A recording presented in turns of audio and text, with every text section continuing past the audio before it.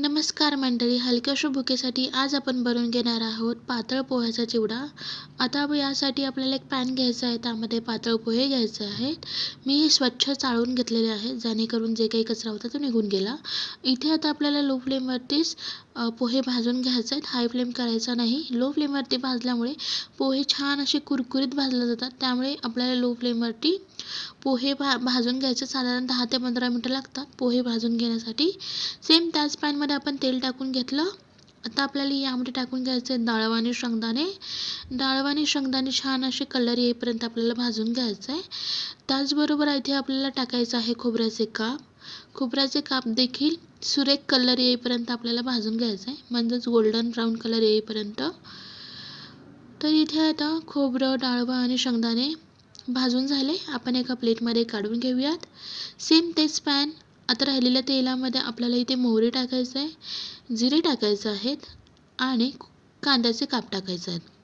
आता हे साहित्य आपल्याला व्यवस्थित फ्राय करून घ्यायचं आहे. त्याचबरोबर हिरव्या मिरच्यासुद्धा टाकून घ्यायचं आहेत. मी मध्यभागातून हिरव्या मिरच्या कापून घेतल्या. आता हे सर्व साहित्य आपल्याला व्यवस्थित फ्राय करून घ्यायचं आहे. आता इथे आपल्याला एक गोष्ट लक्षात ठेवायची आहे, कांदा व्यवस्थित फ्राय करून घ्यायचा, जेणेकरून चिवडा हा आपला कुरकुरीत राहील. त्यामुळे आता इथे आपल्याला टाकून घ्यायचं आहे लसूणच्या पाकळ्या आणि त्याचबरोबर इथे टाकून घ्यायचा आहे कढीपत्ता. आता हे सर्व साहित्य व्यवस्थित फ्राय करून घ्यायचं आहे. कलर येईपर्यंत आपल्याला सर्व साहित्य एकदम मस्तपैकी फ्राय करून घ्यायचं तेलामध्ये.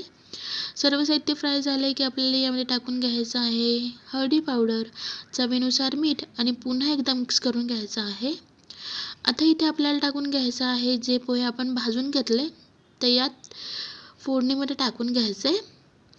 आता आपल्याला टाकून झाल्यावरती व्यवस्थित मिक्स करून घ्यायचं आहे आणि पोहे या फोडणीमध्ये व्यवस्थित मिक्स करून झाले की आपल्याला यामध्ये सर्वात शेवटी टाकून घ्यायचं आहे आपण जे फ्राय करून घेतले होते शेंगदाणे आणि डाळवं, ते आपल्याला या पातळ पोह्याच्या चिवड्यामध्ये टाकून घ्यायचं आहे. ते इथे आपला एकदम सोप्या पद्धतीमध्ये साधारण 3 मिनिटामध्ये इथं पातळ पोह्याचा चिवडा तयार झालेला आहे. तर रेसिपी कशी वाटली मला तुम्ही कॉमेंट बॉक्समध्ये नक्की सांगा. आवडली असेल तर लाईक करा, शेअर करा, सबस्क्राईब करा. भेटू एक नवीन रेसिपीसोबत. तोपर्यंत नमस्कार.